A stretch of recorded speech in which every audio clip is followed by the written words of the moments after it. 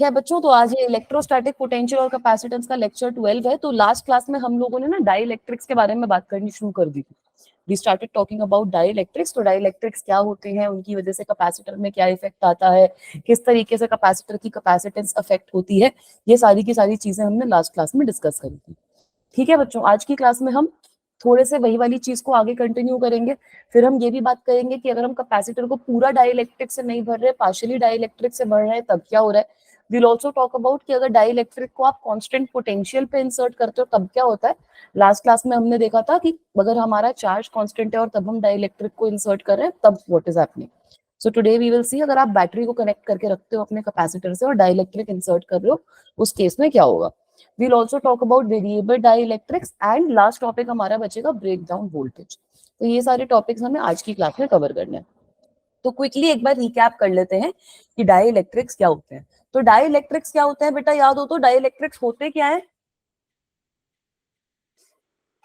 What are dielectrics. Dielectrics के case में हम लोगों ने क्या देखा था कि मैम अगर मेरे पास एक पॉजिटिवली चार्ज्ड प्लेट है, अगर ऐसे कोई एक पॉजिटिवली चार्ज प्लेट है सपोज हमारे पास, और हमारे पास एक नेगेटिवली चार्ज प्लेट है, एक ये हमारी नेगेटिवली चार्ज प्लेट है, इस पे मैंने नेगेटिव चार्ज लगा दिया और ये दूसरी वाली प्लेट पे हमने पॉजिटिव चार्ज लगा दिया। तो अगर मैं इनके बीच में डाइलेक्ट्रिक रखती हूँ क्या होता है बच्चों, बताओ। कैपेसिटेंस इंक्रीज हो जाता है। वेरी गुड, कैपेसिटेंस इंक्रीज हो जाता है। हमने क्या देखा था कल पिछली क्लास में कि इनके जो ये प्लेट्स होती है भाई, इनके बीच में अट्रैक्टिव फोर्स लग रही है। तो कैपेसिटेंस तो छोड़ो, बट ये प्लेट्स तो एक दूसरे के पास में आ जाएंगी, इतनी फोर्स अगर इन पे लग रही है तो इसलिए हम डाइलेक्ट्रिक मटेरियल लगा देते हैं बीच में, ताकि एक तो मेरे मटेरियल को स्टेबिलिटी मिले और दूसरा बेनिफिट डाइलेक्ट्रिक को लगाने का क्या होता है कि कैपेसिटेंस बढ़ जाती है। तो हम लोगों ने क्या देखा था कि एक हमारा इलेक्ट्रिक फील्ड है जो बाहर की डायरेक्शन में लग रहा है, उसको हमने कहा था ई एक्सटर्नल। और हमने कहा था कि एक इलेक्ट्रिक फील्ड जो है वो हमारा डाइलेक्ट्रिक के अंदर इंड्यूस हो जाएगा। डाइलेक्ट्रिक के अंदर क्यों इंड्यूस होता है, क्योंकि डाइलेक्ट्रिक के अंदर मॉलिक्यूल्स होते हैं और वो मॉलिक्यूल्स का अपना डाइपोल मोमेंट हो सकता है। अगर डाइपोल मोमेंट नहीं है तो वो मॉलिक्यूल्स पोलराइज हो जाते हैं and they have some net dipole moment, because of which the dipoles will arrange themselves electric field की डायरेक्शन में, जिससे उसके अंदर भी आपका ई इंड्यूस कुछ डेवलप हो जाएगा। यही देखा था बच्चों कल की क्लास में हमने, कल नहीं कब क्लास हुई थी, सैटरडे की क्लास में। तो यहाँ से हमने ये भी देखा था कि यहीं से आप डाइलेक्ट्रिक कांस्टेंट भी डिफाइन करते हो। डाइलेक्ट्रिक कांस्टेंट या फिर relative permittivity of a medium, कुछ भी बोल लो। क्या होता है डाइलेक्ट्रिक कांस्टेंट, कि कितना आपने एक्सटर्नल फील्ड अप्लाई किया है divided by the reduced value of the field. अब मेरी फील्ड की कितनी वैल्यू रह गई है, ठीक है, उसको हमने कहा था कि ये हमारा डाइलेक्ट्रिक कांस्टेंट होता है। और ये भी चीज हम लोगों ने देखी थी। मेरी स्क्रीन पॉज है क्या? अच्छा एक सेकेंड बताना, अभी विजिबल हुई? यस ठीक है बेटा। फिर हमने ये भी देखा था कि डाइलेक्ट्रिक कांस्टेंट की वैल्यू हमारी 1 से लेकर इंफिनिटी तक हो सकती है। इनफाइनाइट कब होती है, जब कंडक्टर के बारे में बात कर रहे हैं। 1 कब होती है, जब एयर या वैक्यूम के बारे में बात कर रहे हो। ठीक है, so the value of K can range from 1 to infinity. अब उसके बाद हमने क्या देखा था कि अगर इस तरीके की कोई सिचुएशन हो रही है तो मेरी काफी सारी चीजों पे फर्क पड़ता है, काफी सारी चीजों पे फर्क पड़ता है। कुछ कुछ एक्सप्रेशंस भी हम लोगों ने डिराइव करे थे। हमने देखा था कि ये जो, अगर इन प्लेट्स पे लैम्डा, सॉरी इन प्लेट्स पे सिग्मा है मेरी चार्ज डेंसिटी, इन प्लेट्स पे सिग्मा मेरी चार्ज डेंसिटी है, और इसकी वजह से डाइलेक्ट्रिक की जो दोनों प्लेट्स है उस पे कुछ सिग्मा आई मेरी चार्ज डेंसिटी आ रही है। The induced charge density is sigma I. So sigma I is nothing but sigma into 1 minus 1 upon K. इसको हमने लास्ट क्लास में डिराइव किया था। This is the charge density. This is the charge density. Then moving on, हमने देखा था कि capacitance जो होती है हमारी, कैपेसिटेंस जो होती है वो कितनी हो जाती है, A epsilon naught K upon D, है ना, विच इम्प्लाइज कि जो मेरी नई कैपेसिटेंस है, जो भी मेरी नई कैपेसिटेंस है, that is equals to K multiplied by C naught. So you guys can see that the capacitance is increasing when we are putting in a dielectric material. This is also okay. ठीक है, ये वाली जो चीज कर रहे हैं हम कांस्टेंट चार्ज पे कर रहे हैं, तो चार्ज हमारा कांस्टेंट रहेगा। इलेक्ट्रिक फील्ड जो होगा वो भी हम देख सकते हैं केस से कैसे रिलेटेड है। पोटेंशियल डिफरेंस इस केस में रिड्यूस हो जाएगा। पोटेंशियल डिफरेंस इस केस में रिड्यूस हो जाएगा। ये भी हमने लास्ट क्लास में देखा था। अगर क्लियर नहीं है तो निकाल लो पोटेंशियल डिफरेंस, कोई दिक्कत की बात नहीं है। पोटेंशियल डिफरेंस आपको पता है कितना होता है, E मल्टीप्लाइड बाई डी। तो क्योंकि हमारी E की वैल्यू कम हो रही है तो पोटेंशियल डिफरेंस भी ऑब्वियसली कम हो जाएगा। तो पोटेंशियल डिफरेंस हो जाएगा जितना भी आपने अप्लाई किया है, जितना आपका पहले था, divided by the dielectric constant. उसके बाद हम लोगों ने ये भी देखा था कि इलेक्ट्रिक फील्ड की अगर बात कर रहे हैं तो इलेक्ट्रिक फील्ड भी ऑब्वियसली डिक्रीज हो ही रहा है। Electric field is also decreasing. Electric field आपका कितना हो जाएगा, जितना आपने इलेक्ट्रिक फील्ड अप्लाई किया है, डिवाइडेड बाय के। और फाइनली हमने एक और चीज देखी थी कि एनर्जी भी इस केस में डिक्रीज कर रही है। इस केस में हमारी एनर्जी भी जो है वो भी डिक्रीज कर रही है ना। एनर्जी हम लोगों ने देखी थी that you prime is half CV square से निकाल लो या फिर Q स्क्वायर अपॉन 2C से निकाल लो, किसी भी एक्सप्रेशन से निकाल लो, बट जो नई एनर्जी आती है वो हमारी कम आती है as compare to the old energy. नई एनर्जी आ जाती है मेरे पास U0 अपॉन K। तो यहाँ से हमने देखा था कि कुछ वर्क भी डन किया जा रहा है ना। इनिशियल एनर्जी है मेरी Q square upon 2C, final energy है Q square upon 2 multiplied by KC। तो वर्क डन कितना हो जाएगा इन दोनों का difference, which was this, right? We discussed all of this in the last class. This is clear to everyone? Yes, ma'am. ठीक है, ये सारी चीजें याद रखनी है। कांस्टेंट हमने चार्ज पे करी है, ये अज्यूम करके चल रहे हैं कि प्लेट्स के ऊपर मेरा चार्ज कांस्टेंट है, सिग्मा की वैल्यू कांस्टेंट है। इस केस में चार्ज की वैल्यू चेंज नहीं हो रही है। ठीक है बेटा। इसके बाद हमने एक और चीज जो काफी इंपॉर्टेंट चीज थी वो हमने डिस्कस करी थी कि अब आप अपनी प्लेट्स के बीच में दो तरीके के भी डाइलेक्ट्रिक्स डाल सकते हो ना। तो दो तरीके से भी डाल सकते हो। एक होता है डिस्टेंस डिविजन, एक होता है डिस्टेंस डिविजन और दूसरा हो जाता है एरिया डिविजन। दूसरा हो जाता है तरीका हमारे पास एरिया डिविजन का तरीका। एक होता है डिस्टेंस डिविजन, दूसरा तरीका होता है हमारे पास एरिया डिविजन। ठीक है। तो डिस्टेंस डिविजन के केस में हम लोगों ने क्या देखा था कि भाई वही प्लेट्स फिर से बना देते हैं। डायग्राम्स है इस वाले चैप्टर में। तो इस तरीके की अगर मेरे पास कोई प्लेट है and I am having another positive plate, blue positive है, येलो नेगेटिव है। ठीक है। उससे थोड़ा सा ना आपका भी कन्वेंशन थोड़ा बच्चों को सही लगता है कि हाँ मैम कलर्स से याद हो जाता है। ये ब्लू पॉजिटिव है, येलो मेरा नेगेटिव है। ठीक है। दीपांशु को समझ में आ रहा है? फर्स्ट क्लास है आकृति और दीपांशु की, इसीलिए रिवाइज करवा रही हूँ ताकि कोई दिक्कत ना है। मैम आकृति का नेट स्लो चल रहा है। नेट स्लो चल रहा है? Yes ma'am. अच्छा चलो, कुछ नहीं होता बेटा। मैं तो यही रिकमेंड करूंगी कहीं और जाके बैठ जाओ जहाँ पे नेट और अच्छा चले। ठीक है बेटा। तो अब ये नेगेटिव वाली प्लेट कुछ नेगेटिव टर्मिनल से कनेक्टेड है, पॉजिटिव वाली प्लेट कुछ पॉजिटिव टर्मिनल से कनेक्टेड है। डिस्टेंस डिविजन का क्या मतलब है, इन दोनों प्लेट्स के बीच में जो सेपरेशन है वो D के बराबर है। अब यहां पर मैं दो डाइलेक्ट्रिक्स डाल रही हूँ डिस्टेंस डिवाइड करके, पूरी प्लेट में भर रही हूँ अंदर। ठीक है। ये वाला पूरा का पूरा जो एरिया है वो हमने भर दिया है डाइलेक्ट्रिक से। मैं यहाँ पर अब दो तरीके के डाइलेक्ट्रिक डाल रही हूँ। ठीक है। एक मैं बोल रही हूँ K1 है, दूसरा मैं बोल रही हूँ K2 है। तो you guys can see that in this case distance is been divided. तो अगर डिस्टेंस डिवाइड होता है तब हमने क्या देखा था, सीरीज या पैरेलल? डिस्टेंस डिवाइड होता है Series. तब। Very good. जब हमने देखा था कि अगर डिस्टेंस डिवाइड होता है तो बेटा दोनों डाइलेक्ट्रिक्स जो है वो मेरे सीरीज में माने जाते हैं। So if distance get divided then distance division implies series. Distance division implies series. तो यहाँ पर हमने ये भी देखा था कि अगर मैं 1/c का एक्सप्रेशन लिखती हूँ, it will come out as what, 1/a epsilon naught d1/k1 plus d2/k2। ठीक है। और यही सेम चीज अगर मैं ऐसे करूं कि मैं एरिया में डिविजन कर रही हूँ, अगर यही सेम चीज हम इस तरीके से अरेंज करें that I am dividing the area, then what will I will have something like this. Now I have something like this कि मेरे दोनों डाइलेक्ट्रिक्स जो है वो एरिया डिवाइड करके बैठे हैं, दोनों का जो डिस्टेंस है वो इक्वल है ना बेटा। तो इस केस में हम लोगों ने क्या देखा था कि हमारे जो डाइलेक्ट्रिक्स हैं they will be connected in parallel. Right बच्चों, इस केस में हम लोगों ने देखा था कि मेरे जो डाइलेक्ट्रिक्स है वो हमारे पैरेलल के अंदर कनेक्ट होंगे। और यहाँ पर अगर हम कैपेसिटेंस की वैल्यू लिखेंगे तो डायरेक्टली पैरेलल का फॉर्मूला लगा सकते हो, दोनों को आप ऐड कर सकते हो। तो कैपेसिटेंस की वैल्यू नेट कितनी आ जाती है, ए epsilon not. A epsilon not हमने लिखा था इसको ए epsilon naught K1 plus K2। Ma'am epsilon not upon D A1 K1 plus A2 K2।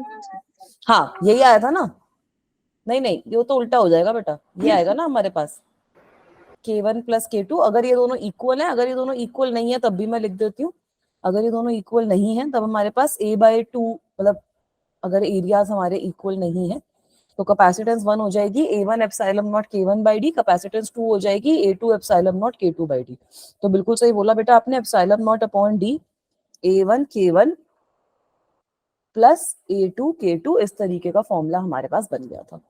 Is this okay guys? यहाँ पे आपको याद क्या रखना है कि अगर डिस्टेंस सेम होगा, एरिया डिवाइड होगा, तो इसका मतलब है कि पैरेलल में है कैपेसिटर्स, और अगर एरिया सेम रहेगा, डिस्टेंस डिवाइडेड होगा, तो इसका मतलब है कि मेरे कैपेसिटर सीरीज में। ठीक है, तो इससे एक क्वेश्चन अब सॉल्व कर लेते हैं। लास्ट क्लास में हमने 1-2 क्वेश्चन कर लिए थे, 1-2 क्वेश्चन और कर लेते हैं। एक बार ये वाला क्वेश्चन बताना, ये तो सिंपल है, ये तो अभी तो कर लिया हमने। बताना इसमें क्या डिवाइड हो रहा है, एरिया डिवाइड हो रहा है, डिस्टेंस डिवाइड हो रहा है? Area divider. एरिया डिवाइड हो रहा है, इसमें तो कोई ऐसे दो राह वाली बात नहीं है ना। तो इसको हम कैसे इमेजिन करेंगे, इस तरीके के सिस्टम को आप कैसे इमेजिन करोगे कि ये तो मेरा पॉइंट ए है, यहाँ पर मेरे पास एक कैपेसिटर है कोई C1, जिसकी कैपेसिटेंस भी मुझे पता है A epsilon naught K1 upon D1, और उसके बाद दूसरा कैपेसिटर है मेरे पास C2, है ना, दूसरा कैपेसिटर है मेरे पास C2। यहाँ पे डिस्टेंस डिवाइड हो रहा है बेटा, एरिया डिवाइड नहीं हो रहा। आप देख सकते हो यहाँ पे टर्मिनल हमने ऐसे लगा रखा है D1 D2 है, एरिया सेम है। तो C2 की वैल्यू कितनी हो जाएगी, A epsilon naught K2 upon D2, यही वैल्यू हो जाएगी दोनों की। Yes ma'am. ठीक है, तो यहाँ से हम निकाल सकते हैं। एक सेकेंड, एक बच्चा अभी आया है, उसको ज्वाइन करने देते हैं। मान्या इज हियर। हेलो मान्या बेटा, गुड इवनिंग बच्चा। ठीक है, अब ये दोनों हमारे पैरेलल में, ये चीज सीरीज में, ये चीज ना हम प्रूव भी कर सकते हैं, ये चीज आप प्रूव भी कर सकते हो, और यहाँ से आप नेट कैपेसिटेंस भी निकाल सकते हो। तो नेट कैपेसिटेंस तो डायरेक्टली हमारी आ जाएगी, कुछ ऐसे अलग बात नहीं है। नेट कैपेसिटेंस हमारी कितनी आ जाएगी, अगर मैं इसको सीरीज में डालूंगी तो 1/C is equals to 1/C1 plus 1/C2, है ना। तो इस तरीके से नेट कैपेसिटेंस कुछ आ जाएगी हमारे पास। 1/C की कितनी वैल्यू आ जाएगी, 1/C is equals to D1 upon A epsilon naught K1 plus D2 upon A epsilon naught K2। तो यार इसको कॉमन वगैरह ले लोगे तो आंसर हमारा आ जाएगा। ठीक यस है, मैम। इसको अगर आप कॉमन ले लोगे तो हमारा कुछ ना कुछ आंसर आ ही जाएगा। तो यहाँ से हम देख सकते हैं कि ये तो डायरेक्ट क्वेश्चन है। इस तरीके के क्वेश्चन थोड़े और पॉपुलर रहते हैं कि 2-3 अलग अलग तरीके के डाल देते हैं मामले में आपके। तो इसमें बताना क्या होगा, इसमें बताओ क्या होगा। मैम पहले K2 K3 एरिया में होंगे, और फिर वो जो उसका आएगा नेट, वो और K1 के साथ पैरेलल में हो जाएंगे, उल्टा बोल डिस्टेंस में। हाँ, मतलब you are saying something which is right actually.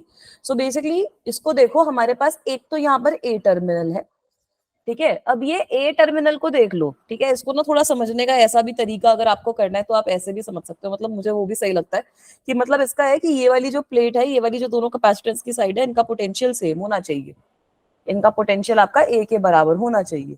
तो बेटा आप ये देखो कि K1 वाली जो है मेरी, जो K1 वाला कैपेसिटर है, K1 कैपेसिटर, और ये जो K2 K3 है, K2 K3 का तो एरिया सेम है, वो डिस्टेंस में डिवाइडेड यस मैम। है ना, तो वो तो सीरीज में होने चाहिए, है ना, क्योंकि जो यस मैम। सेकंड और थर्ड कैपेसिटर है मेरे, उनका तो एरिया तो सेम है, A2 के बराबर है, और डिस्टेंस उनका D1 और D2 मुझे गिवन है, so they must be in series. Yes ma'am. ठीक है, and this entire combination should be in parallel with capacitor 1, क्योंकि इन दोनों के केस में हमारा जो एरिया है वो डिवाइडेड है, डिस्टेंस जो है वो दोनों का मिलाकर सेम आ रहा है। तो इस तरीके का सिस्टम बन जाएगा हमारे पास। ये सिस्टम सबको दिखाई दे गया? Yes ma'am. ठीक है, तो यहाँ पे आप वैल्यूज भी लिख लो यार। अब वैल्यूज में मैम क्या ही यार, मैम अब तो ये याद ही हो गया है मेथड। C1 की वैल्यू कितनी हो जाएगी मैम, A एप्सिलॉन नॉट। अब ध्यान से देखो C1 की वैल्यू कितनी है, ये डिस्टेंस हो जाएगा D1 प्लस D2, है ना। Yes ma'am. C1 की वैल्यू हो जाएगी, ये D1 प्लस D2 डिस्टेंस है, A epsilon not A1 epsilon naught K1 upon D1 plus D2। C2 की वैल्यू कितनी हो जाएगी, C2 की वैल्यू A2 और D1 है यहाँ पर, है ना। तो C2 की वैल्यू कितनी हो जाएगी, A2 epsilon naught K2 upon D1, और C3 की वैल्यू कितनी हो जाएगी, मैम A A1 नहीं होगी C2 की। क्या होनी चाहिए, D1 ही तो लिखा है, A1 मैम A2 C2 है में ना, A1। C2 का एरिया आपको यहाँ पर A2 गिवन है ना, है ना। A1 तो आपका फर्स्ट वाले कैपेसिटर का एरिया हो जाएगा, यहाँ पर आपको A1 गिवन है, ये जो डिस्टेंस होगा ये D1 प्लस D2 हो जाएगा। ये K2 और K3 के लिए एरिया ऊपर बेटा यहाँ पर डायग्राम में A2 गिवन है, ठीक है। तो थर्ड वाले का भी एरिया आपका A2 ही हो जाएगा, A2 epsilon not K3 upon D2। ये आ गई तीनों की कैपेसिटेंस, यस मैम। ठीक है। तो C2 और C3 अब आपके, C2 और C3 आपके उसमें है, ये दोनों आपके सीरीज में है। इस केस में यहाँ पर इक्विवेलेंट कैपेसिटेंस निकाल लोगे, फिर उसको पैरेलल में डायरेक्टली ऐड कर देना। यस मैम हो क्या जाएगा। दिक्कत है, हो जाएगा ना ये वाली चीज। सॉल्व भी करूं इसको, थोड़ा सा आंसर ले आऊं क्या, फिर कर लोगे, हम कर लेंगे। कर लोगे। ये दोनों हमारे सीरीज में है, तो यहाँ पर हमारी बेसिकली सी इक्विवेलेंट का एक्सप्रेशन जो आएगा वो बता देती हूँ। सी इक्विवेलेंट हो जाएगा आपका A1 epsilon naught K1 upon D1 plus D2। और क्योंकि ये दोनों सीरीज में है, तो जब दो कैपेसिटर सीरीज में होते हैं सी इक्विवेलेंट कैसे लिखते हो, C1 C2 upon C1 plus C2, yes ma'am. है ना। तो इन दोनों को ऐसे लिख सकते हो आप, that it will B A2 epsilon naught K2 upon D1 multiplied by A2 epsilon naught K3 upon D2, and this whole thing divided by इन दोनों का सम। तो A2 epsilon naught K2 upon D1, तो इसको ज्यादा सॉल्व भी करोगे तब भी कुछ ऐसे बेनिफिट होना नहीं, वो ऐसा सेम सा ही आंसर आएगा, बट देख लेना ऑप्शंस में से क्या चीज मैच हो रही है उसको मार्क करना, ठीक है। हो जाएगा, इस तरीके का क्वेश्चन आएगा कोई तो। Yes ma'am. Yes ma'am. चलूं आगे, यस मैम। चलो। तो बेटा अब जो अगला टॉपिक हम लोगों को डिस्कस करना है, that topic is partially field dielectrics. तो पार्शियली फिल्ड डाइलेक्ट्रिक का क्या मतलब है कि अब ना मैंने पूरी की पूरी जो मेरी स्पेस है ना कैपेसिटर के बीच में, उसके अंदर डाइलेक्ट्रिक नहीं भरा है, थोड़ी सी प्लेस में भर रखा है। So basically supposedly I am having ये मेरी नेगेटिव प्लेट है, ठीक है। Suppose this is my negative plate of the capacitor and suppose this is my positive plate of the capacitor. ये जो नीली वाली प्लेट है ये मेरी पॉजिटिव प्लेट है कैपेसिटर। अब ये कैपेसिटर की जो दोनों प्लेट्स है इनके बीच में जो डिस्टेंस है वो है हमारा d के बराबर। इन दोनों प्लेट्स के बीच में मैम डिस्टेंस कितना है, distance is equal to d। अब मैं क्या बोल रही हूँ, मैंने डाइलेक्ट्रिक खाली यहाँ पर इंसर्ट कर दिया, पूरे के पूरे में इंसर्ट नहीं किया, मैंने डाइलेक्ट्रिक कुछ थोड़ी सी स्पेस में इंसर्ट कर दिया। और मैं ये भी बता रही हूँ आपको कि थिकनेस कितनी है कैपेसिटर की, let me say that this thickness is equals to t। तो इस सिचुएशन में मैं आपसे पूछ रही हूँ कि अब मुझे बताओ कि मैं कैसे अपना जो भी मेरी इक्विवेलेंट कैपेसिटेंस है उसका एक्सप्रेशन कैसे लिख सकती हूँ, ठीक है। So can you guys think कि कैसे करेंगे इस वाले पार्ट को सॉल्व।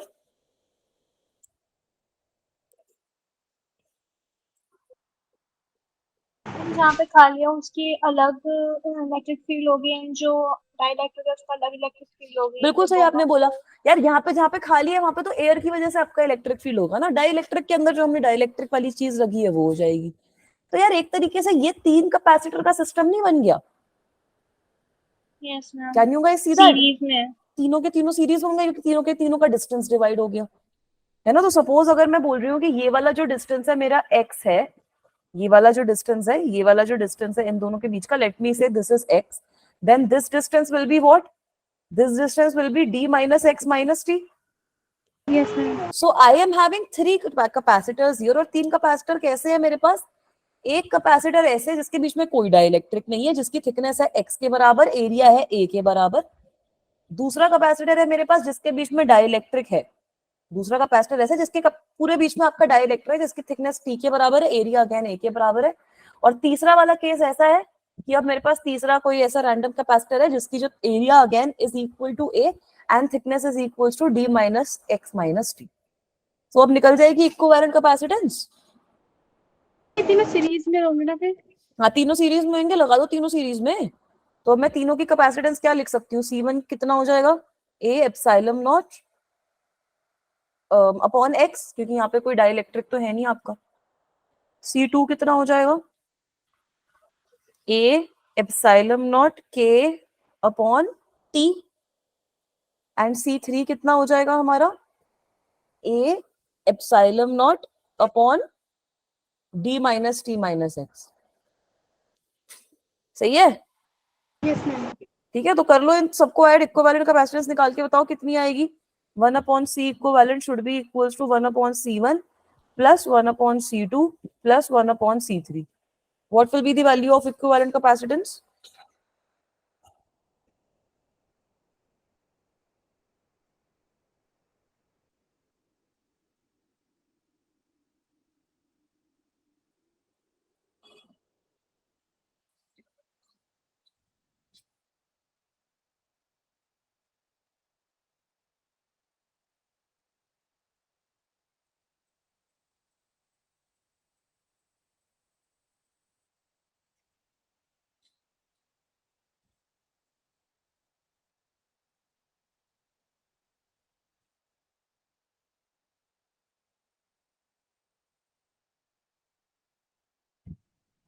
कितनी वैल्यू आएगी बेटा?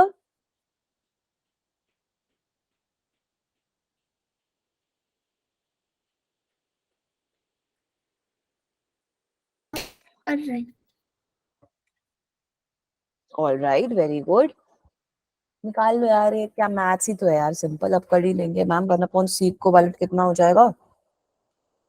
1/c equivalent is a epsilon naught upon x, मतलब x upon a epsilon naught plus t upon a epsilon naught k, t upon a epsilon naught k plus d minus t minus x epsilon upon a epsilon naught। तो यहाँ से आप देख सकते हो a epsilon naught तो common ही आ गया एक तरीके से, है ना? ये 1/c इक्विवेलेंट वाली जो चीज है, इसमें a epsilon naught तो मेरा कॉमन ही आ गया। 1/c equivalent is equals to 1/a epsilon naught। बच क्या जाएगा मेरे पास? x plus t upon k के plus plus d minus t minus x. x से x तो कट गया, x से x तो कट गया, यहाँ पे तो कुछ बचेगा नहीं मेरे पास, यस मैम। है ना? So what am I left with here? All I am left with is 1/a epsilon naught, 1/a epsilon naught d, हाँ, d minus t plus t upon k। तो बेटा यहाँ से मैं अब c इक्विवेलेंट का एक्सप्रेशन लिख सकती हूँ ना। c इक्विवेलेंट कितनी हो जाएगी? इसको उल्टा कर दूंगी अगर मैं, तो a epsilon naught upon d minus t plus t upon k। Yes ma'am. ये चीज क्लियर है सबको? Yes ma'am. ठीक है, तो यार बड़ा सिंपल सा एक्सप्रेशन आ रहा है, और बड़ी इंटरेस्टिंग एक चीज आ रही है, बड़ी ही इंटरेस्टिंग एक चीज ये आ रही है कि ये जो चीज है ये मेरी एक्स पे तो डिपेंड ही नहीं कर रही। Can you guys see this, that this does not depend on x, this does not depend on x. इसका क्या मतलब है कि अगर ये डाई इलेक्ट्रिक इतनी ही विड्थ का मैं कहीं पे भी रख दूं, पूरे कैपेसिटर की प्लेट्स के बीच में मैं कहीं पे भी रख दूं, उस पर डिपेंड नहीं करेगा, आपकी इक्विवेलेंट कैपेसिटेंस सेम आएगी। समझ में आई इसकी इंप्लीकेशन? अगर मैं इसको स्टार्टिंग में रख दूं, अगर मैं इसको एंडिंग में रख दूं, अगर मैं इसको कहीं पे भी इधर उधर रख दूं, एक्स की वैल्यू पे तो डिपेंड ही नहीं कर रहा ना। तो अगर इतनी ही विड्थ का डाइलेक्ट्रिक मैंने इन कैपेसिटर की प्लेट्स में कहीं पे भी रखा है, मेरी जो कैपेसिटेंस है, इक्विवेलेंट कैपेसिटेंस, वो सेम ही आएगी। क्लियर है ये वाला पॉइंट भी? Yes ma'am. ठीक है, चलो वेरी गुड। अब एक और केस मैं आपको थोड़ा सा समझा देती हूँ, उसके बाद उसका फॉर्मूला बता दूंगी। सपोज हमारे पास दो डाइलेक्ट्रिक्स हैं। अब सपोज ये मेरी नेगेटिव प्लेट थी, ये मेरी पॉजिटिव प्लेट थी। यहां पर अब मैंने दो डाइलेक्ट्रिक्स लगा दिए इनके बीच में। उस केस में सी इक्विवेलेंट बता सकते हो कितनी आ जाएगी? अगर मैं दो डाइलेक्ट्रिक लगा दूं, फिर ठीक है, 4 कैपेसिटर हो जाएंगे। 4 कैपेसिटर हो जाएंगे, तो बनाओ 4 कैपेसिटर, बताना क्या आएगी इक्विवेलेंट कैपेसिटेंस। ठीक है, दो डाइलेक्ट्रिक कुछ ऐसे लगा दिए, दोनों की थिकनेस है T1 और T2, ये है आपका K1, ये है आपका K2। तो कुछ ऐसा ही आ जाएगा यार, ये वाला एरिया कितना हो जाएगा? This will become equal to x suppose, और ये वाला एरिया कितना हो जाएगा? D minus T1 minus T2 minus x. सही है ना? तो अगर मैं अब इक्विवेलेंट कैपेसिटेंस एक तरीके से लिखूंगी, तो खाली ये वाली जो टर्म है यही तो चेंज होगी, ये वाली जो टर्म है यही तो मेरी चेंज होगी ना। एरिया तो सब में सेम ही है, तो ए एप्सिलॉन नॉट तो आएगा ही आएगा। A epsilon naught divided by इन सबको ऐड कर देती हूँ ना डिस्टेंस को, तो क्या हो जाएगा x प्लस t1 अपॉन के प्लस t2 अपॉन के plus d minus t1 minus t2 minus x। ठीक है, तो c इक्विवेलेंट की क्या वैल्यू आ रही है, a epsilon not upon d minus t1 plus t2, d minus t1 plus t2 plus Yes. Plus t1 upon T1 k1 plus t2 upon plus k2। T2 by K2. ये expression clear है कि हाँ ये expression आ गया। Yes. तो यार अगर ऐसे ही मैं n डाइलेक्ट्रिक्स डाल दूं, अगर ऐसे ही suppose now I am having n dielectrics, so I can extrapolate this expression for n dielectrics. Now suppose we have n dielectrics, तो n डाइलेक्ट्रिक्स का एक्सप्रेशन भी आप यहीं से एक्सट्रैपोलेट कर सकते हो। उसमें आपके पास क्या आता है, c इक्विवेलेंट की वैल्यू कितनी हो जाती है, a epsilon not upon d, तो हमारा एज इट इज रहेगा, जितने भी डाइलेक्ट्रिक्स हैं सबकी थिकनेस को आप ऐड कर दो। So I am writing summation of i is equals to 1 से लेकर n तक, सारी की सारी थिकनेस जो है वो हमें ऐड करके d में से माइनस कर देनी है, plus summation of i is equals to 1 to n t upon k. So I can write ti upon ki. So this will be the expression of C equivalent if I am having n capacitors. अगर n capacitors है तो मेरे पास इस तरीके का expression आ जाएगा। Is this also okay guys? ये भी नोट डाउन कर लो, फिर मैं आगे चलूंगी। यस मैम कर रहे हैं। ठीक है, सिंपल है यार, मुश्किल नहीं है। देखो ये वाला पोर्शन भी ना, डाइलेक्ट्रिक्स वाला सारा पार्ट मुश्किल नहीं है, बस ये समझ में आना चाहिए। तो अभी तक कल की क्लास में भी, पिछली क्लास में भी जो भी डिस्कस किया था, आई थिंक सबको समझ में आया था, कोई दिक्कत नहीं आई थी। जिसके जेई के प्रीवियस ईयर क्वेश्चंस भी देखना, बहुत सिंपल क्वेश्चंस हैं, इस पार्ट से मुश्किल क्वेश्चन नहीं आए हुए ऐसे। इस बार जो आपका टेस्ट होगा उसमें भी ये सारा का सारा पोर्शन आएगा बेटा। ठीक है, all of this whatever we have studied till capacitors, मतलब करंट इलेक्ट्रिसिटी से, जब हम करंट इलेक्ट्रिसिटी शुरू करेंगे उसके पहले का जितना भी पोर्शन है वो सारा आपका टेस्ट में आएगा। सो बी प्रिपेयर्ड। रिवीजन क्लास भी होगी सैटरडे को, तो मैं ट्राई करूंगी कि आपकी ना अच्छे से रिवीजन करवा दूं, और रिवीजन उन टॉपिक्स की करवाऊं जो आपके प्रीवियस ईयर में भी, जैसे जो भी क्वेश्चंस है तब हम डिस्कस कर लेंगे कि जो भी कैपेसिटर के क्वेश्चंस हैं और एक्स्ट्रा क्वेश्चंस क्या क्या बन सकते हैं, अच्छे अच्छे मुश्किल मुश्किल क्वेश्चंस, वो भी हम डिस्कस कर लेंगे एक बार वो रिवीजन क्लास में जो सैटरडे को करेंगे। ठीक है, अभी एक बार ये वाला पार्ट खत्म करके करंट इलेक्ट्रिसिटी पे मूव ऑन करते हैं, क्योंकि करंट इलेक्ट्रिसिटी में भी कैपेसिटर रेजिस्टर दोनों आने ही आने हैं जब किरचॉफ लॉ पढ़ेंगे। डन है बच्चों? Yes ma'am. ठीक है, तो चलो अब इसका आंसर बता दो अगर कर लिया नोट डाउन तो। दो डाइलेक्ट्रिक स्लैब्स हैं, दोनों के आपको डाइलेक्ट्रिक कांस्टेंट गिवन है, थिकनेस गिवन है, आपको बोला है कि पैरेलल प्लेट कैपेसिटर के बीच में उनको घुसा दिया है, पैरेलल प्लेट कैपेसिटर का एरिया ए गिवन है, तो इक्विवेलेंट कैपेसिटेंस बता दो कितनी होगी। Determine the value of equivalent capacitance.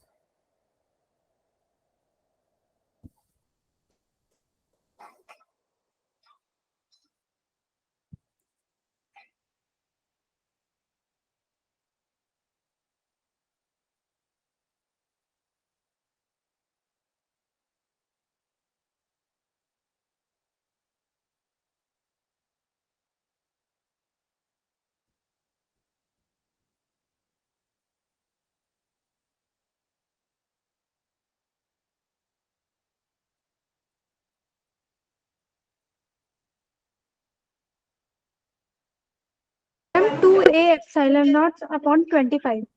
Alright, very good बेटा। बाकी बच्चे बताओ यही आंसर आ रहा है?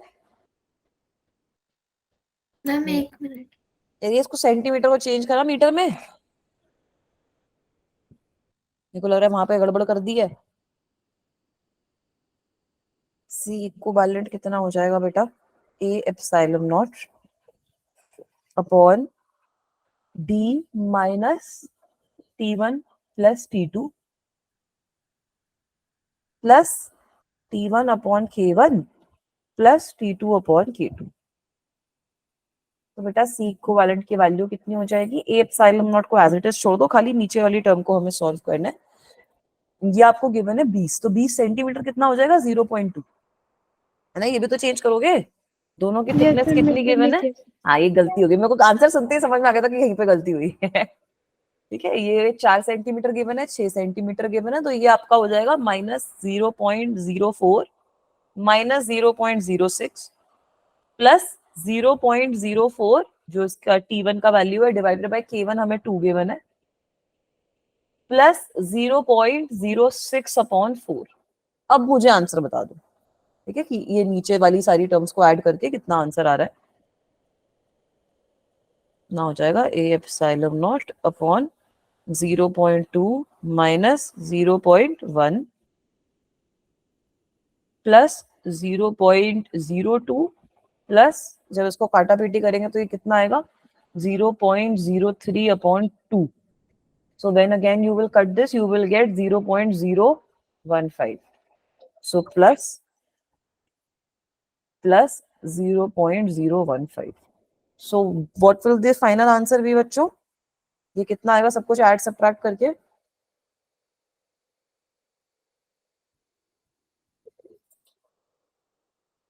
I'm 65.51 into 10 raised to the power minus 12 into a. अच्छा, आपने एप्सिलॉन नॉट की वैल्यू भी डाल दी? Yes, very ma'am. गुड, ठीक है बेटा, गुड जॉब। मैंने एप्सिलॉन नॉट की वैल्यू नहीं डाली, मैं इतनी मेहनत नहीं करती। ए एप्सिलॉन नॉट रख रखा है मैंने, नीचे आ गया था मेरा 0.135। मैम फिर ऐसे 7.4 into a. हाँ, तो इस तरीके का आ जाएगा ना, इसको उल्टा अगर कर लोगे तो। वैसे यूजुअली आपका आंसर अगर इसमें आएगा तो इसी फॉर्म में गिवन होगा, ऐसा क्या ज्यादा कैलकुलेशन बेस्ड सॉल्व करने की कोई नीड होती नहीं। एक बार बच्चे निकाल के देख लेंगे कि आ रहा है नहीं आ रहा, फिर अगले टॉपिक में मूव ऑन करेंगे अपन। ऐसा कोई भी क्वेश्चन आएगा तो भाई बहुत सिंपल क्वेश्चन है, कर लेना। आ गया।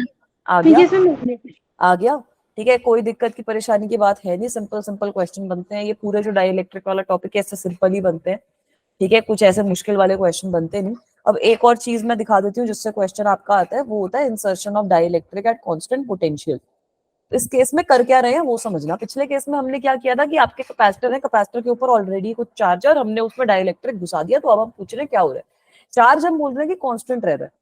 अब इस केस में मैं क्या बोल रही हूँ कि मेरी कैपेसिटर की कोई प्लेट है, मेरी कैपेसिटर की दो ऐसे मस्त ऐसे प्लेटें हैं, ये मेरी पॉजिटिव प्लेट है, this is my positive plate and this is my negative plate, ठीक है, and this is my negative plate.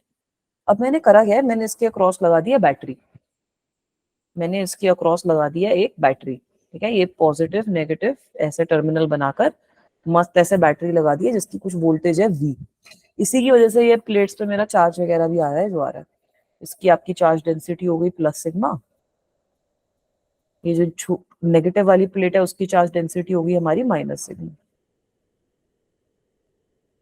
ठीक है बेटा, तो अब हो क्या रहा है, अब हमारे पास एक ये ऐसा डाइलेक्ट्रिक है, एक कुछ इस तरीके का डाइलेक्ट्रिक है जिसको आप स्लोली स्लोली इसके अंदर धीरे धीरे करके इंसर्ट कर रहे हो, जिसको आप धीरे धीरे करके इसके अंदर इंसर्ट कर रहे हो। तो जब आप इसको इंसर्ट करोगे होगा क्या, कोई बता सकता है? मैम ये रिपल्जन फील करेगा। रिपल्शन होएगी नहीं होएगी? मैम यार, अट्रैक्शन होगी। अट्रैक्शन नहीं होगी। जब आप इसको इसमें इंसर्ट करोगे तो भाई इसके मॉलिक्यूल्स तो अलाइन होने शुरू हो जाएंगे ना यहाँ से, है ना, मैम यहाँ एक पर तरफ नेगेटिव बन जाएगा और एक तरफ पॉजिटिव। एक तरफ पॉजिटिव बन जाएगा, तो बेटा अट्रैक्शन नहीं होने लग जाएगी डाइलेक्ट्रिक को। डाइलेक्ट्रिक चाहेगा कि वो फटाफट घुस जाए इसके अंदर, है यस ना। मैम। तो होता क्या है बेटा, इस सिचुएशन में आपकी एक्सटर्नल फोर्स ऑपोजिट डायरेक्शन में लगानी पड़ती है ताकि हम धीरे धीरे अपने डाइलेक्ट्रिक को इंसर्ट करें। ठीक है, इस केस में हम जो लगाते हैं, we apply the force in opposite direction so that the dielectric can get inserted very slowly in between the plates of the capacitor. ठीक है, और क्योंकि यहाँ पर slow insertion रहती है, so that is why the most important factor is that voltage remains the same. Here हमारी जो प्लेट्स हैं वो कांस्टेंट पोटेंशियल पे हमने मेंटेन कर रखी है। So here the voltage remains constant. यहाँ पे जो हमारी वोल्टेज है वो कांस्टेंट रहेगी। Here the voltage remains constant. तो यार बाकी पैरामीटर्स चेंज हो जाएंगे ना, तो इस केस में आपका चार्ज भी जो होगा वो आपका चेंज हो जाएगा, है ना। इस केस में आपका जो चार्ज है वो कांस्टेंट नहीं रहेगा, चार्ज भी जो होगा वो हमारा चेंज हो जाएगा, क्योंकि हमारी वोल्टेज चेंज होनी चाहिए। कैपेसिटेंस तो हमें पता है चेंज होगी ही होगी, है ना, कैपेसिटेंस तो हमें पता है चेंज होगी ही होगी। Capacitance will become K C not के बराबर, तो यहाँ से आप बता सकते हो कि चार्ज कैसे चेंज होगा, चार्ज कितना होता है C/V, है ना। तो अगर पोटेंशियल मेरा कांस्टेंट रहे तो चार्ज भी मेरा K टाइम्स हो जाना चाहिए ओरिजिनल चार्ज के। Yes ma'am. ठीक है बेटा, तो अगर मैं एक टेबल सी बना दूं इसको भी रिप्रेजेंट करने के लिए, if I make a table, so suppose here I'm writing before insertion and here I'm writing after insertion. ये वो पहले वाला पार्ट है मेरा बिफोर इंसर्शन का, सेकंड वाला पार्ट है आफ्टर इंसर्शन का। तो कुछ ऐसे बहुत बड़ा ऐसे मुश्किल वाला डील नहीं है, अच्छे से समझ लो, सिंपल सिंपल बातें हैं। सबसे पहला अगर मैं बात कर रही हूँ चार्ज की, if I am talking about the charge, then we are seeing that initially हमारा चार्ज था कुछ Q, मतलब Q की वैल्यू थी CV के बराबर। अब जो मेरा चार्ज है वो K टाइम्स CV हो जाएगा, मतलब मेरा चार्ज बढ़ जाएगा। अगर मैं कैपेसिटेंस की बात करती हूँ, अगर मैं इस केस में कैपेसिटेंस की बात करती हूँ, तो कैपेसिटेंस तो मेरी बढ़नी है डाइलेक्ट्रिक को इंसर्ट करने के बाद। वोल्टेज की अगर मैं बात करती हूँ, अगर मैं वोल्टेज की बात करती हूँ, तो बेटा मेरी जो वोल्टेज है वो V के बराबर ही रहेगी। यहाँ पर मेरी जो वोल्टेज है वो चेंज नहीं हो रही, क्योंकि मेरी वोल्टेज चेंज नहीं हो रही इसलिए मेरा इलेक्ट्रिक फील्ड भी जो है उसमें भी फर्क नहीं आएगा। यहाँ पर हमारी जो चार्ज डेंसिटी है वो हमारी क्योंकि चेंज हो रही है, तो इलेक्ट्रिक फील्ड भी जो है उसमें चेंज नहीं आएगा। इलेक्ट्रिक फील्ड आपका V/D कांस्टेंट ही रहेगा। क्लियर है बेटा? Yes ma'am. ठीक है, तो यहां से हम कैलकुलेट कर सकते हैं कि चार्ज बैटरी के थ्रू कितना फ्लो हुआ, फाइनल माइनस इनिशियल चार्ज करके कैलकुलेट कर लेंगे। Yes ma'am. करो, कितना हो गया?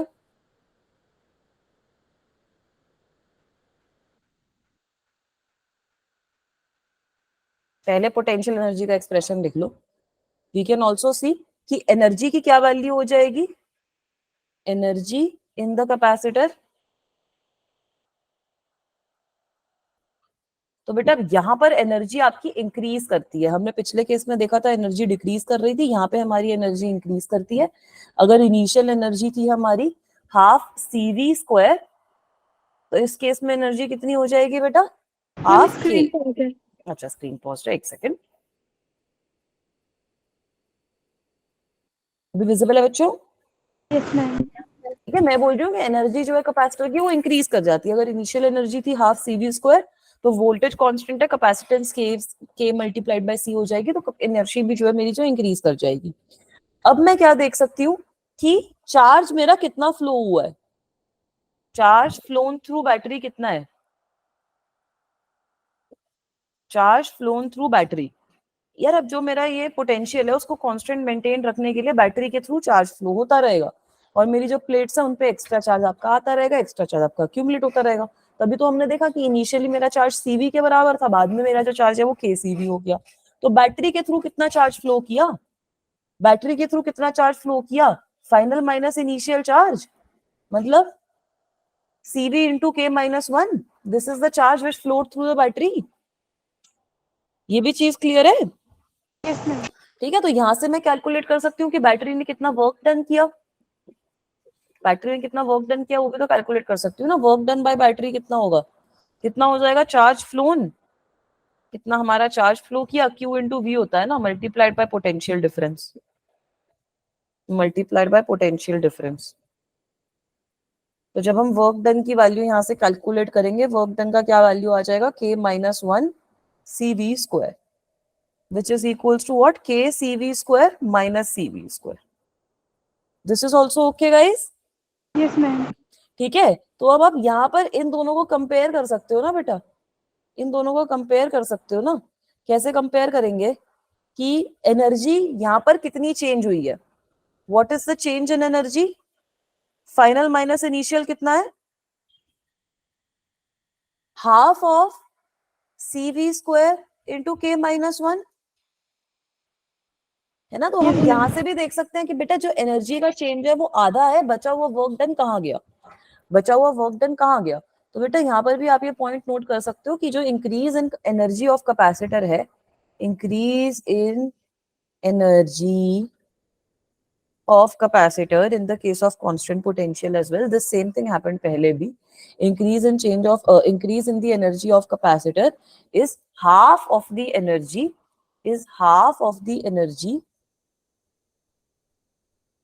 supplied by the battery, is half of the energy supplied by the battery. अब बचा हुआ हमारा कहाँ गया, बचा हुआ कहाँ गया हमारा वर्क डन, बचा हुआ वर्क डन चला गया जो वो एक्सटर्नल वर्क डन हो रहा था। Rest half of the energy हमारी कहाँ गई, नेगेटिव वर्क डन के फॉर्म में निकल गई। Rest half energy is consumed by, rest half energy is consumed by external agent।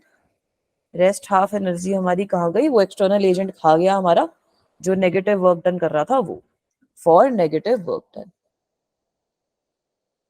For negative work done कर रहा था ना, ऑपोजिट डायरेक्शन में फोर्स लगा रहा था ना, तो एक तरीके से work done by external agent कितना हो जाएगा इस केस में, negative of half k-1 cv²। ठीक है, नेगेटिव इसीलिए क्योंकि वर्क डन भी जो है और फोर्स और डिस्प्लेसमेंट, मतलब फोर्स और डिस्प्लेसमेंट जो है वो हमारी ऑपोजिट डायरेक्शन में रहेंगी। Is this okay guys? Yes ma'am. Ma'am last slide दिखा दीजिए। लास्ट स्लाइड दिखा दूं, अच्छा देख लो बेटा, नोट डाउन कर लो।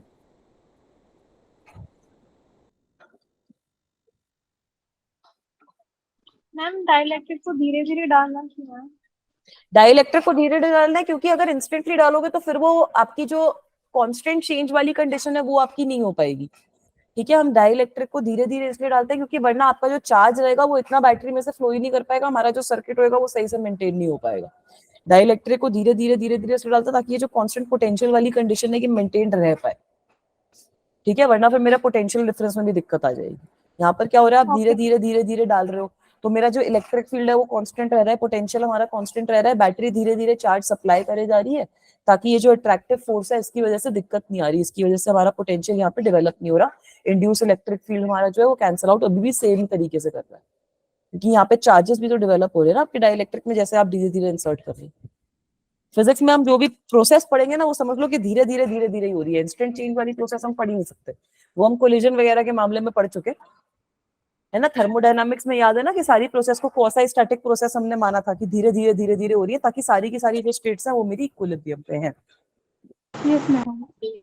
ठीक है, कर लिया बच्चों ये नोट डाउन, ये वाली स्लाइड देखने के लिए बोल रहे थे ना बेटा? यस मैम, ये कर लो। हाँ कर लो, फिर आगे चलते हैं।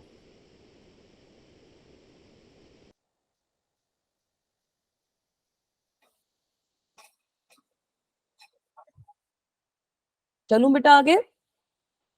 Yes ma'am. चलो वेरी गुड। एक फाइनल चीज और देख लो, वैसे वो ज्यादा जरूरी है नहीं बट ठीक है, अगर कभी कोई पूछ ले तो पता होना चाहिए। अगर हम बात कर रहे हैं कि फोर्स बिटवीन द प्लेट्स कितनी है, force between the plates before insertion and after insertion, तो वो भी आप लिख सकते हो। बिफोर इंसर्शन हमारी फोर्स कितनी आई थी, फोर्स की वैल्यू कितनी आई थी डायल, अगर हमने कैपेसिटर के बारे में देखा था, कैपेसिटर के बारे में फोर्स की वैल्यू हमारी जो आती है वो आती है sigma square A upon 2 epsilon not. ठीक है, ये हमारी फोर्स बिटवीन द प्लेट्स हो जाती है।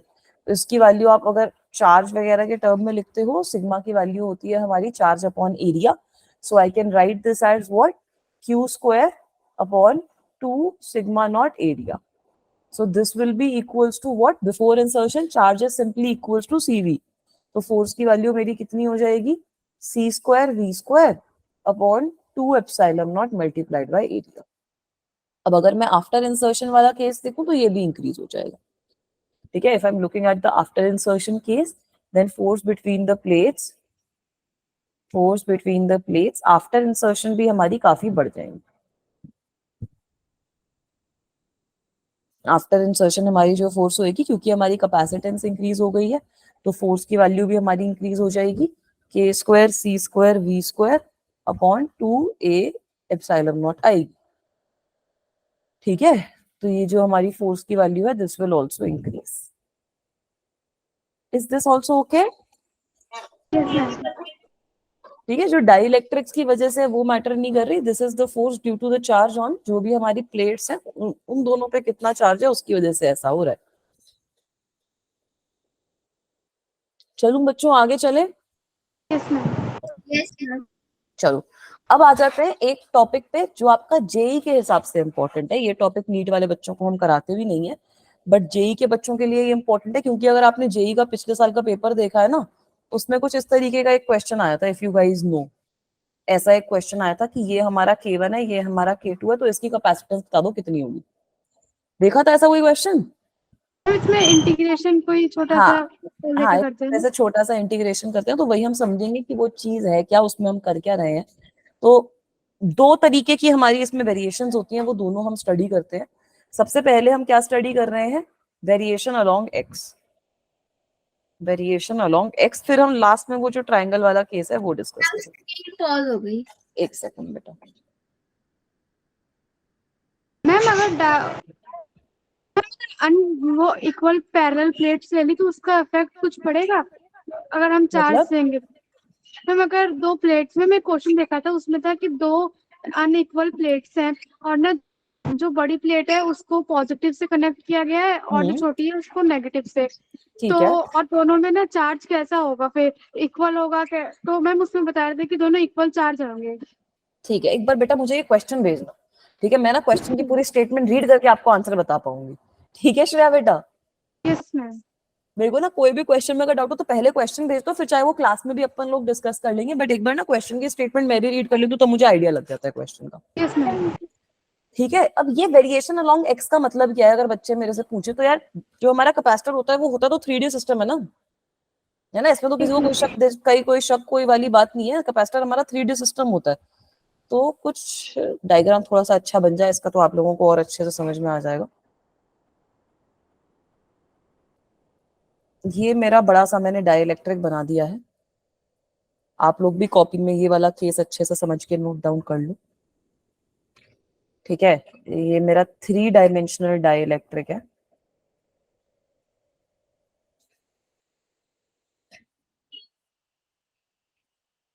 ठीक है, कुछ इस तरीके का हमारे पास सिस्टम है सपोज। अब बेटा डाइलेक्ट्रिक का मतलब क्या होता है, डाइलेक्ट्रिक हमने देखा था कैपेसिटर में बन भी कैसे रहे हैं, कि हम कैपेसिटर की जो प्लेट्स हैं उनके बीच में इनको डाइलेक्ट्रिक्स को लगा देते हैं। तो बेसिकली ये वाला जो पूरा का पूरा पार्ट है, सपोज ये मेरा पॉजिटिवली चार्ज पार्ट है, सपोज ये वाला जो पूरा का पूरा पार्ट है ये मेरी पॉजिटिवली चार्ज प्लेट है, this is my positively charge plate. और वैसे ही जो ये इसके नीचे प्लेट एक लगी हुई है, वैसे ही एक नीचे मेरे पास नेगेटिवली चार्ज प्लेट भी लगी हुई है इसके। ठीक है, तो वही इन दोनों के बीच में जो मेरा डाइलेक्ट्रिक है वो मैंने इनकम्पास कर रखा है। तो बन गया ना मेरा कैपेसिटर बेटा सही, यस है ना। आइडियली तो कैपेसिटर ऐसे ही बनता है ना, जो हम बना रहे थे वैसे थोड़ी 2 डायमेंशनल पेपर की तरह कैपेसिटर होते हैं। और यहाँ पर आपकी कोई बैटरी हमने लगा रखी है, यहाँ पर आपकी कुछ बैटरी लगी हुई है, प्लस माइनस कनेक्टेड है, कुछ आपका यहाँ पर V0 पोटेंशियल की बैटरी लगी हुई है। अब मैं क्या बोल रही हूँ कि here your dielectric constant is varying along x, here your dielectric constant is varying along x, x के along हमारा dielectric constant वेरी कर रहा है। एक जगह पे अगर मैं देखती हूँ उसकी वैल्यू दूसरी जगह से अलग होती है। तो अब इस केस में क्या किया जाए मुझे ये समझा दो। ये जो x डायरेक्शन है उसके अलोंग मेरा डाइलेक्ट्रिक जो है वो वेरी कर रहा है। Let me say this will be the value d, ये मेरा d वैल्यू हो जाएगा। Let me say this length is equals to l, जो ये थिकनेस है वो मेरी l है। Let me say that this length is also equals to l, तो मेरा जो एरिया है वो l स्क्वायर के बराबर हो जाएगा बेसिकली इन दिस सिचुएशन। अब यहाँ पर आपको बोला क्या गया है कि डाइलेक्ट्रिक जो है उसकी जो स्ट्रेंथ है, उसकी जो k की वैल्यू है that is varying along x। तो यहाँ पर बेटा हमारे काम आएगी इंटीग्रेशन, है ना, क्योंकि हमारा जो डाइलेक्ट्रिक है, डाइलेक्ट्रिक कांस्टेंट है, that has become a function of x. हम करेंगे क्या कि एक छोटी सी स्ट्रिप अज्यूम कर लेते हैं, है ना। एक छोटी सी ये स्ट्रिप बना दी है मैंने, हरे रंग की स्ट्रिप सब लोगों को दिख रही है। Yes ma'am. Yes ma'am. ठीक है, ये छोटी सी पूरी एक रेक्टेंगुलर स्ट्रिप है मेरी जो मैं कंसिडर कर रही हूँ इस सिचुएशन में।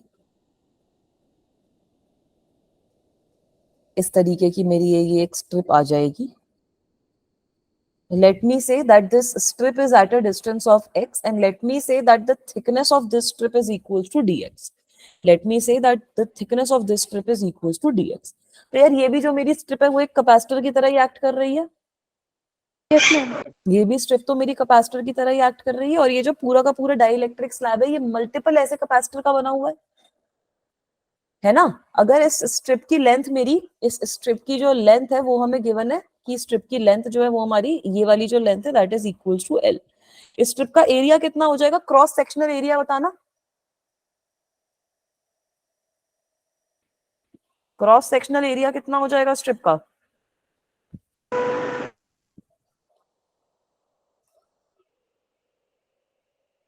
अगर ये वाला एरिया इमेजिन कर रही हूँ यार मैं, तो ये कितना हो जाएगा एरिया? समझ रहे हो किस एरिया के dx बारे में into बातचीत L. हो रही है? dx into l, l dx area आएगा ना ये वाला बेटा मेरे पास। एक साइड मेरी l के बराबर हो जाएगी, एक साइड मेरी dx के बराबर हो जाएगी, तो जो मेरा क्रॉस सेक्शनल एरिया होगा that will be equals to l multiplied by dx, right? Cross sectional area निकल जाएगा इस तरीके से। Yes ma'am. इस छोटी सी, जो ये छोटी सी मेरी स्ट्रिप है, इसकी कैपेसिटेंस कितनी आ गई? ये जो छोटी सी हमारी स्ट्रिप है, इसकी कैपेसिटेंस निकाल लेंगे ए एप्सिलॉन नॉट करके, जो हमारा फॉर्मूला था उसको यूज करके निकल जाएगी capacitance. Yes yes ma'am. Ma'am. ठीक है, तो कैपेसिटेंस कितनी आ जाएगी इस स्मॉल स्ट्रिप की? छोटी सी वैल्यू कैपेसिटेंस की कितनी आ गई? A epsilon naught, area is l dx multiplied by epsilon naught, तो epsilon naught multiplied by K, जो भी के की वैल्यू है, multiplied by l dx divided by the d, जो ये इसकी वो है, डी से डिवाइड कर देते हैं। अब अगर आप इक्विवेलेंट कैपेसिटेंस की बात करो, तो ये सारी की सारी जो मेरी स्ट्रिप्स हैं उनके लिए डी की वैल्यू तो सेम ही रहेगी ना। यस ये मैम। जितनी भी मैं Yes, स्ट्रिप्स ma'am. लूंगी सबके लिए डी की वैल्यू सेम रहेगी, एरिया डिवाइडेड रहेगा। So I can say that all the strips, all such strips, all such strips are connected in parallel. All such strips are connected in parallel. है ना? सारी strips के लिए ऊपर और नीचे जो पोटेंशियल लग रहा है वो तो सेम ही लग गया ना, तो हर स्ट्रिप आपकी पैरेलल में कनेक्टेड है, तो डायरेक्टली आप सी इक्विवेलेंट निकाल सकते हो बेटा। सी इक्विवेलेंट की डायरेक्टली वैल्यू आपके पास कितनी आ जाएगी? Epsilon naught L upon D तो कॉमन आ जाएगा, और आप इंटीग्रेट कर लोगे 0 से लेकर एल तक, है ना? एक्स की वैल्यू आपकी 0 से लेकर एल तक चेंज हो सकती है, तो 0 से लेकर एल के एक्स डी एक्स को हम लोग इंटीग्रेट कर लेंगे और हमारे पास आंसर आ जाएगा। तो अगर आपको कोई भी उल्टा पुल्टा क्वेश्चन गिवन है जहां पर के की वैल्यू आपकी चेंज हो रही है, किस तरीके से चेंज हो रही है वो आपको बता रखा है, तो you can directly integrate it in this form if the variation is along x. Is this part okay guys? Yes, ma'am. Yes ma'am. ठीक है, चलूं आगे? Yes, ma'am. Yes ma'am. ये नोट डाउन कर लो, फिर आगे चलती हूँ।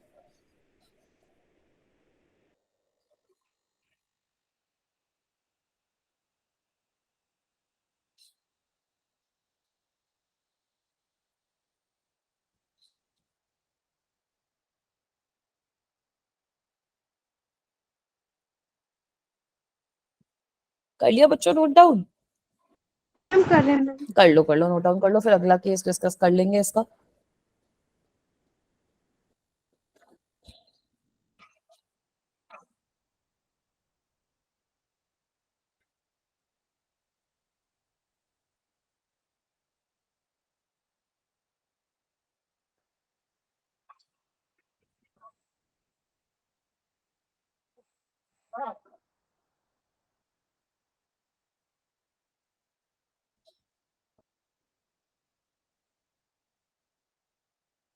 मैम हो गया। हो गया बेटा? चलो अब आगे चलते हैं। Now this is the next thing which we have to discuss. The next thing is, अभी हमने पिछले केस में क्या डिस्कस किया? दैट वेरिएशन हो रही है along x। Now the next case which I will discuss is variation is happening along y. Now the next thing which I will discuss is variation is happening along y. तो अब मेरा पहले x का function था, अब मेरा y का function है। जैसे जैसे स्ट्रिप्स हम ऐसे लेंथ में मूव करेंगे वैसे वैसे they will begin to change. So if I draw similar diagram, I am drawing a similar diagram, आप लोग भी बना लो अपनी कॉपी में।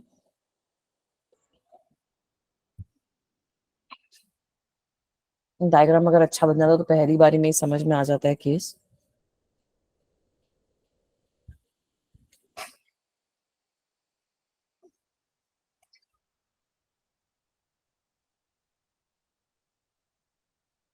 ठीक है, इस तरीके का हमारा पहले भी डायग्राम बना था, अभी भी मैंने ऐसे ही डायग्राम बनाया। सेम सिचुएशन है यार, सिचुएशन मेरी कुछ चेंज नहीं हुई है। ये वाली जो है, this entire plate is my positive वाला प्लेट, ये मेरा जो पूरा का पूरा है, this is my positively connected plate. नीचे की साइड पे मेरे पास एक नेगेटिव वाला कनेक्शन है प्लेट का। ठीक है, नीचे की साइड पे मेरे पास एक नेगेटिव वाला कनेक्शन है मेरी प्लेट का।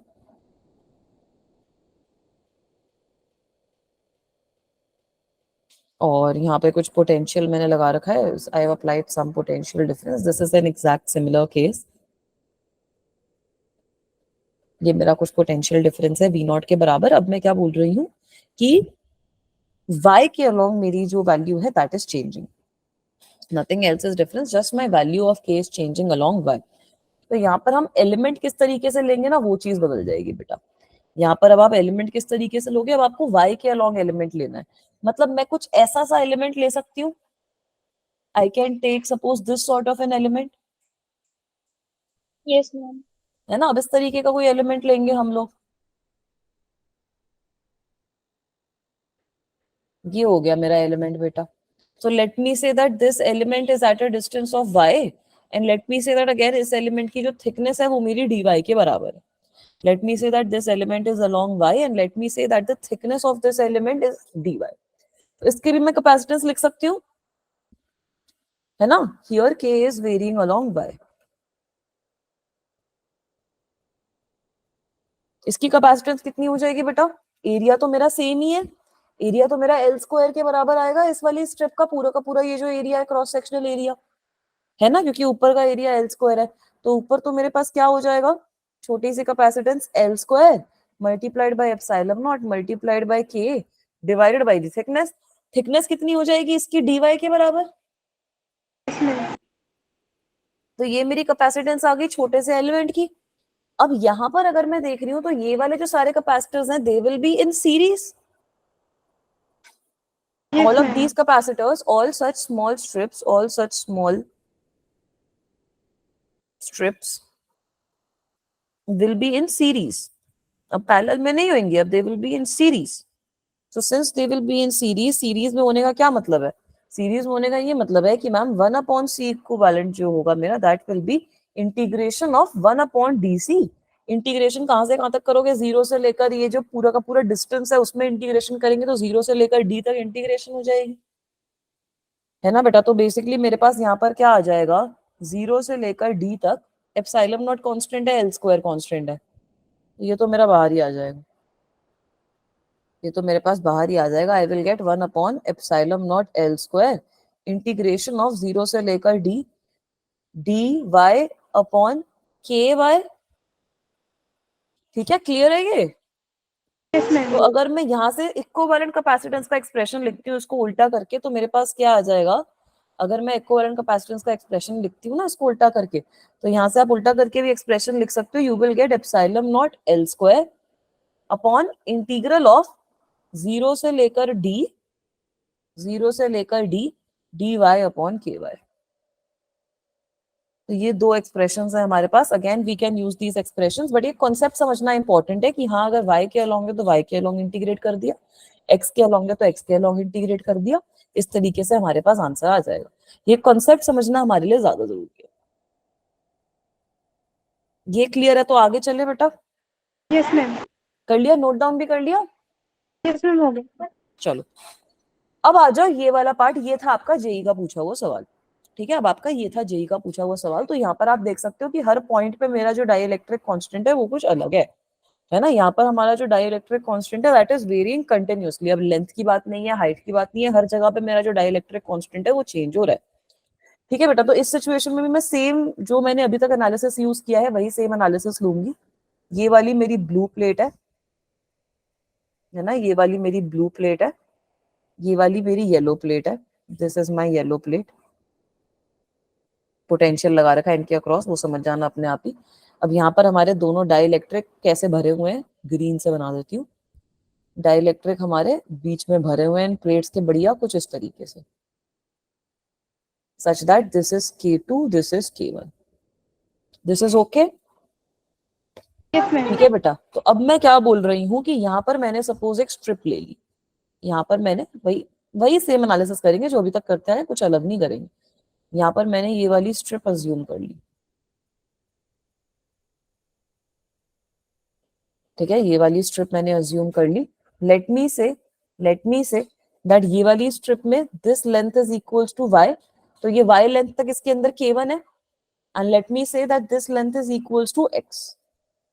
ठीक है, let me say that this length is equals to y, let me say that this length is equal to x, let me say that the thickness of this strip is equals to some dx, क्योंकि y तो हमने पूरा ले लिया। let me say that the thickness of this strip is some dx।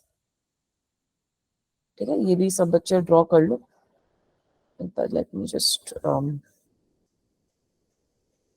Let me just empty this space क्योंकि I will need it to write stuff. ठीक है, let me also say that this angle is equals to theta. Let me say that this angle is equals to theta.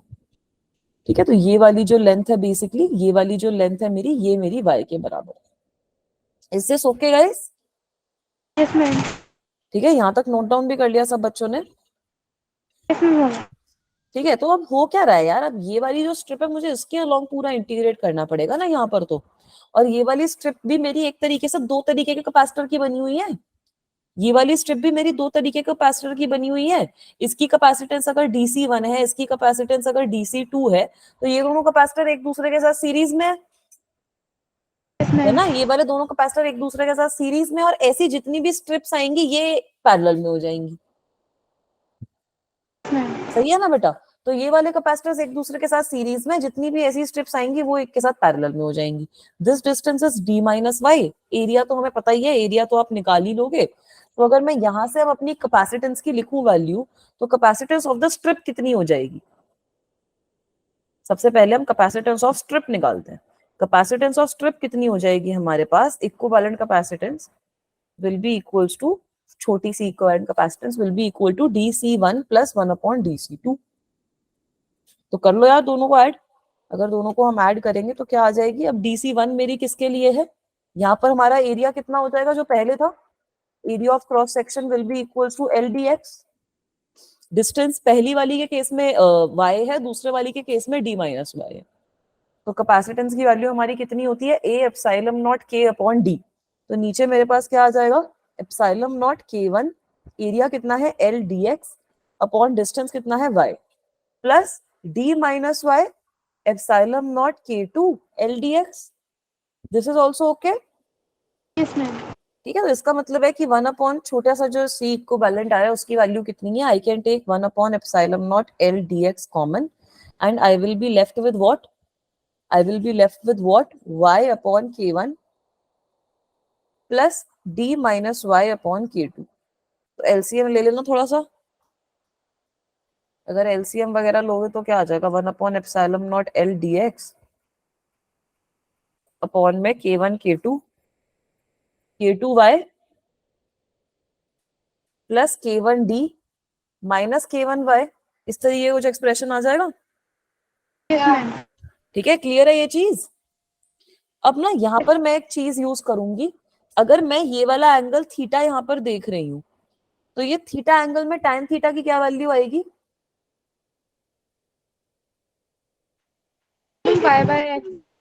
y/x. और एक और value आ जाएगी tan theta की. ये जो है ये मेरी l के बराबर है, ये जो है ये d के बराबर है. तो d/l भी तो आ गई ना वैल्यू एक, है ना? Yes, ma'am. d/l भी तो एक वैल्यू आ गई ना मेरे पास. तो ये वाली वैल्यू भी हम बाद में इसको यूज करेंगे अगर जरूरत पड़ेगी तो यहाँ से हम देख सकते हैं कि y और x के बीच में रिलेशन क्या है? y is equals to xd upon l. ठीक है, तो ये वाला रिलेशन भी हम लोग बाद में यूज करेंगे. y is equals to xd upon l का जो रिलेशन है, we'll use that to convert from y to x. अभी तो मेरे पास इस तरीके का कुछ कॉम्प्लिकेटेड सा एक्सप्रेशन आ गया. ठीक है, तो यहाँ से मैं देख सकती हूँ कि मेरे पास basically what I am getting is now 1 upon d into C equivalent की क्या वैल्यू आ रही है? 1 upon epsilon naught LDX multiplied by K1D plus y common ले लिया, K2 minus K1 upon K1 K2. अब यहां पर अगर आप ये y की वैल्यू सब्स्टिट्यूट कर दोगे तो क्या हो जाएगा? y की वैल्यू कितनी देखी थी हम लोगों ने, कितनी होती है? xd upon l. If I substitute that here, d common आ जाएगा, दोनों साइड से d कॉमन आ गया. ये भी चलो स्टेप लिख ही देती हूँ मैं. अगर हम ये वाली चीज यहाँ पे सब्स्टिट्यूट कर देंगे तो I will get 1 upon d equivalent is equals to 1 upon epsilon naught LDX into K1D plus y की वैल्यू हमने क्या देखी थी? xd upon l into K2 minus K1 upon K1 K2. तो यहाँ से बेटा ऊपर वाली जगह से मेरे पास डी कॉमन आ जाएगा, अगर मैं एलसीएम ले लूंगी तो एक एल भी कॉमन आ जाएगा, तो मेरे पास कुछ इस तरीके का एक्सप्रेशन आएगा, I will be left with D upon epsilon naught L square D X into K one L plus X multiplied by K two minus K one divided by K one K to.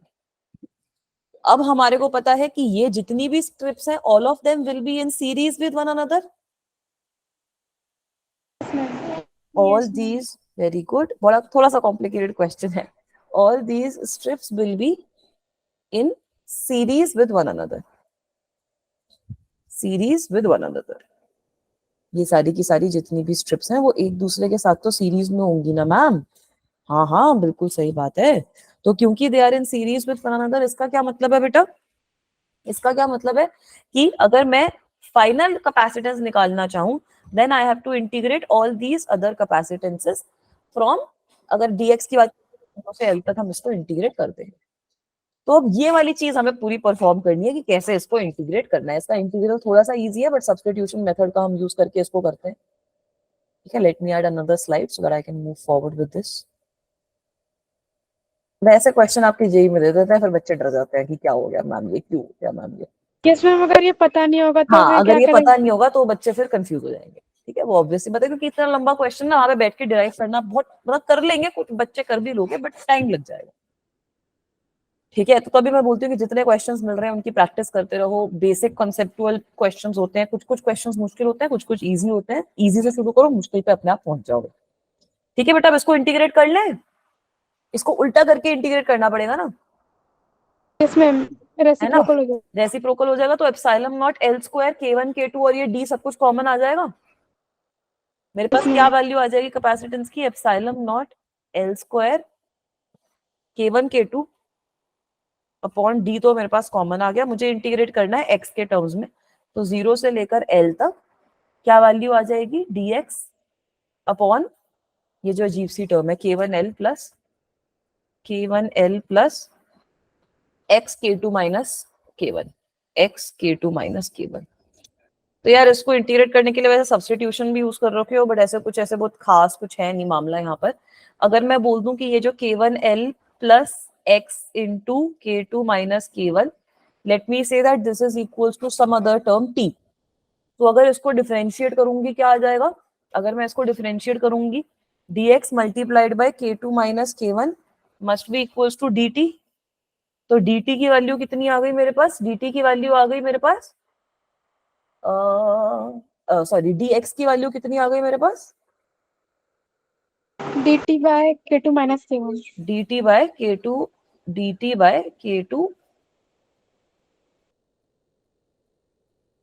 टेढ़े बेढ़े symbol हो रहे हैं ना, तो dt by k2 minus k1।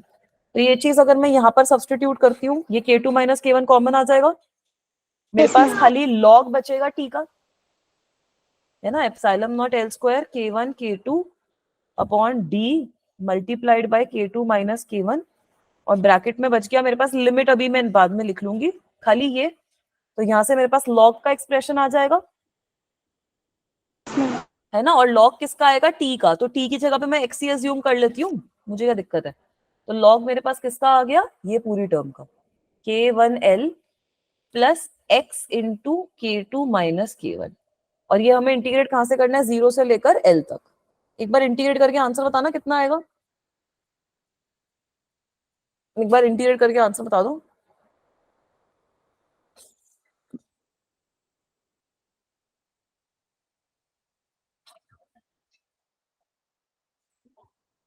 एक बार everyone try to integrate it, tell me the answer in this case। Integrate तो क्या ही करना, तो लिमिट लगानी है। हेलो प्रणब बेटा, कैसे हो आप? Good evening ma'am. Good evening. जो आपका डाउट था वो तो चला गया, ये वेरिएबल डाइलेक्ट्रिक कांस्टेंट वाली डेरिवेशन तो कंप्लीट हो गई।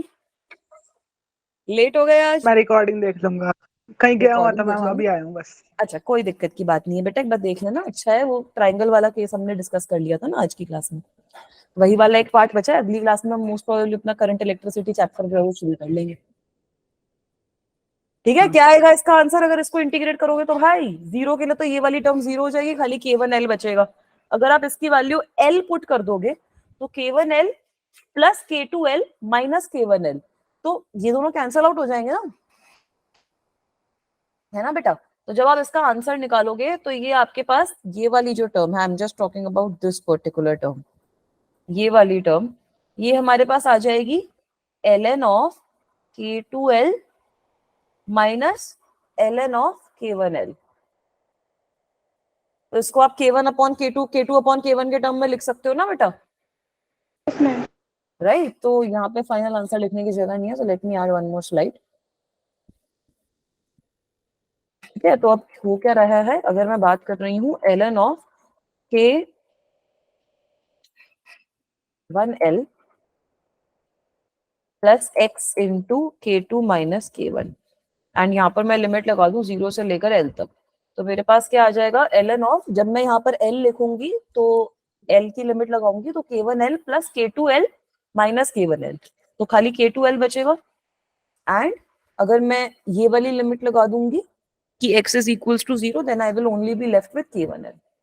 So now you guys can see from here that the final capacitance will be epsilon naught L square K1 K2 upon D multiplied by K2 minus K1, और एक ln की term आ जाएगी ln of K2 upon K1। तो ये आई है बेटा final capacitance इस वाली सिचुएशन में। ठीक है, समझ में आई कि डेरिवेशन करी कैसे हम लोगों ने? Yes ma'am. पक्का ये वाली डेरिवेशन करी कैसे, वो वाली चीज क्लियर है सबको? Yes, ma'am. ठीक है, चलूं आगे। Yes ma'am. ठीक है, तो अब बेटा लास्ट टॉपिक करना है, छोटा सा टॉपिक है, थोड़ा थियरी तो उसकी समझाई देती हूँ। लास्ट टॉपिक है हमारा dielectric strength and break down voltage.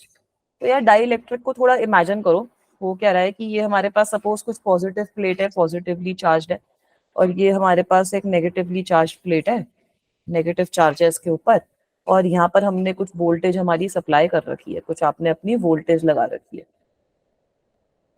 इसके बीच में आपने डाइलेक्ट्रिक भर रखा है, इसके बीच में आप लोगों ने डाइलेक्ट्रिक भर रखा है।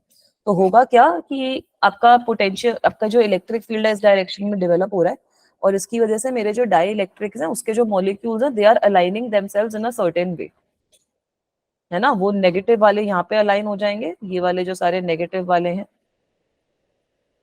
नेगेटिव नेगेटिव नेगेटिव नेगेटिव, और पॉजिटिव वाले कुछ इस तरीके से आ जाएंगे, पॉजिटिव वाले कुछ इस तरीके से आ जाएंगे।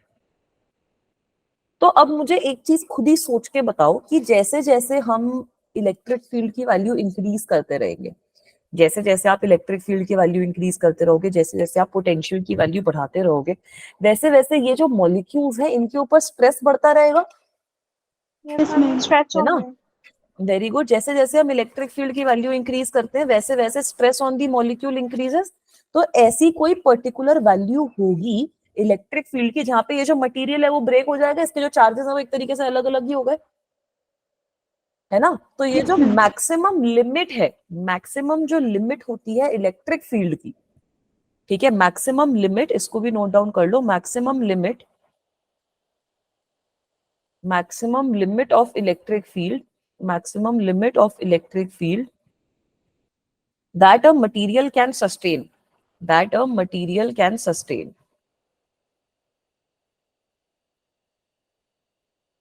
that a material can sustain is known as dielectric strength, is known as dielectric strength। तो भाई कितनी मैक्सिमम लिमिट है इलेक्ट्रिक फील्ड की जो मटेरियल सस्टेन कर सकता है बिफोर ब्रेकिंग, वो होता है हमारा डाइलेक्ट्रिक स्ट्रेंथ। ये जो डाइलेक्ट्रिक स्ट्रेंथ होती है ये हमारे मटेरियल पे डिपेंड करती है, ठीक है, किस तरीके का मटेरियल है उस पर डिपेंड करती है। तो डाइलेक्ट्रिक मतलब आप मैक्सिमम इलेक्ट्रिक फील्ड की वैल्यू फाइंड आउट कर रहे हो, ठीक है। तो मैक्सिमम इलेक्ट्रिक फील्ड की वैल्यू फाइंड आउट कर रहे हो, तो एक तरीके से आप ई नॉट की वैल्यू यहाँ पर फाइंड आउट करते हो।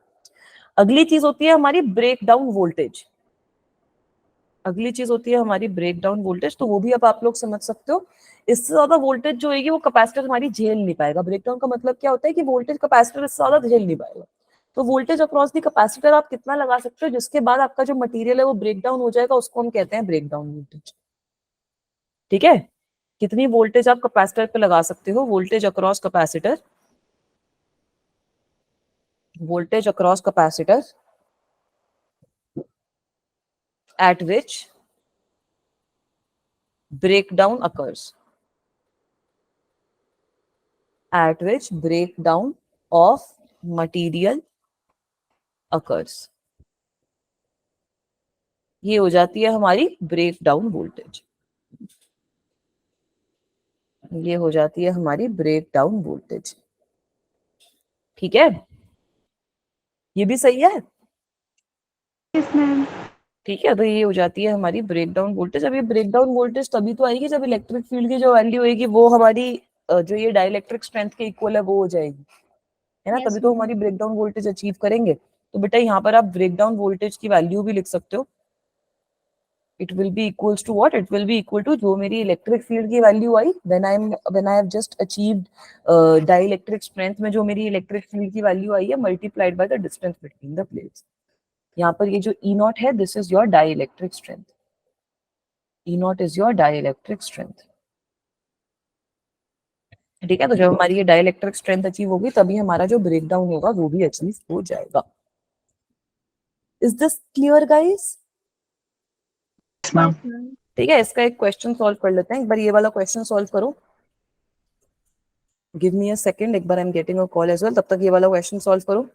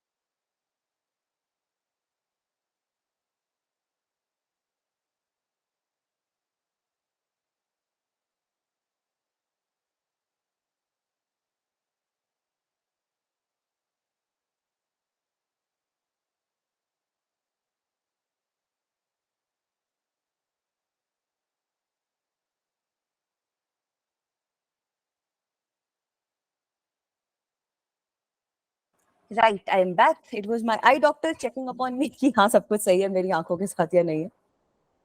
हुआ क्वेश्चन सॉल्व? क्या आंसर आया? चलो पढ़ते हैं पहले।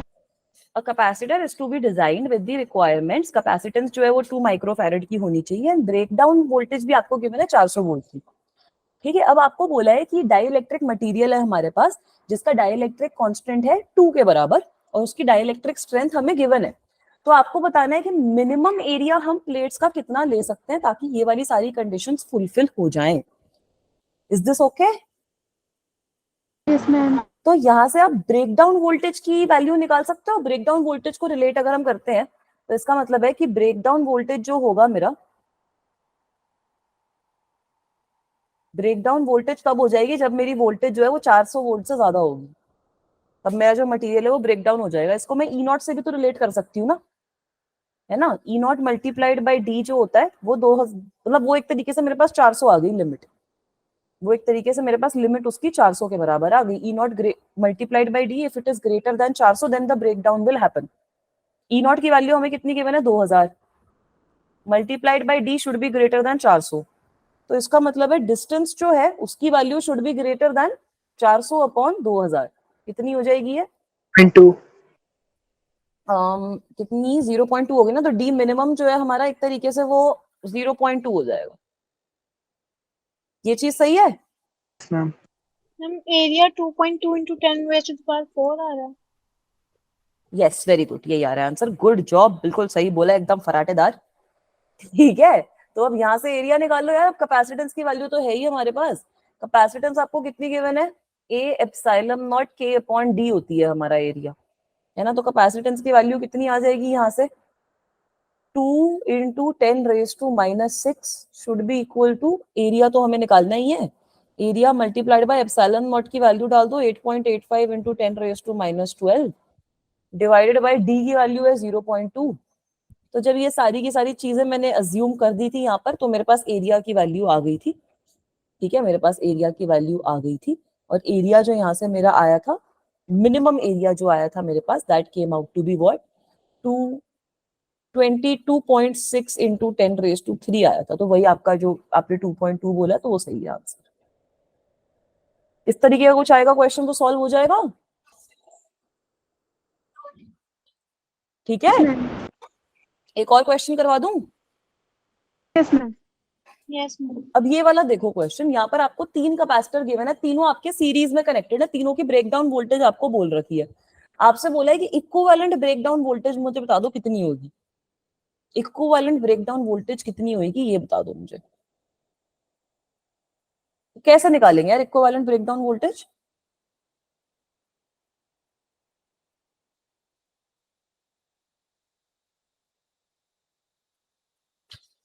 कैसे निकालोगे? यहाँ पर आपको सबकी इंडिविजुअल ब्रेकडाउन वोल्टेज गिवन है। Since individual breakdown voltage is given to you all, you can find out कि मैक्सिमम चार्ज मेरा सब कैपेसिटर में कितना स्टोर हो सकता है। Maximum charge that can be stored by each capacitor, we Yes, can ma'am. find this out. Maximum charge that can be stored by each capacitor, ये तो मुझे पता है। कैसे निकलेगा? Q is equals to क्या होता है? TB इक्वल्स टू, हाँ तो बताना Q1 की वैल्यू कितनी आएगी? 200 इंटू 2 400 माइक्रोकूलम।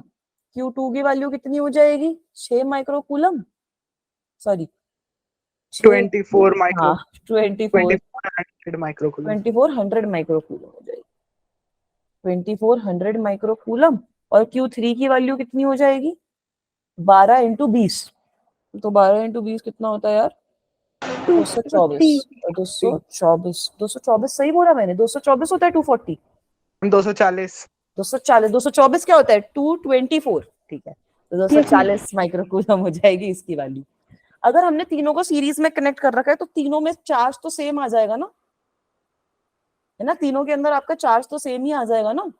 Yes, ma'am. तो अब यहाँ पर यार ब्रेकडाउन जब हो जाएगा, एक कैपेसिटर भी अगर ब्रेकडाउन हो गया तो हो गया ना मेरा काम।